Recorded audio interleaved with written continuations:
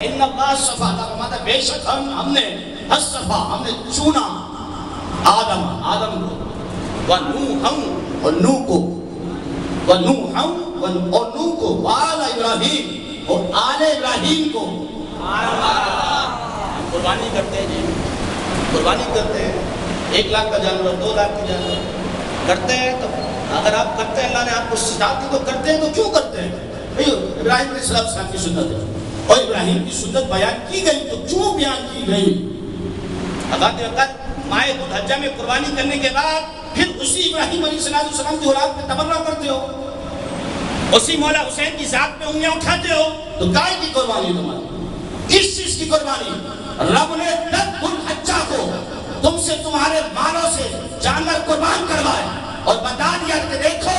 اسلام اور دین کے لیے مصطفیٰ کے جب نے قربانی دی ہے اور جب اس دین کو مٹانے کی کوشش کی گئی تو اسی مصطفیٰ کی آل نے دین بچانے کے لیے قربانیاں پیش کی ہے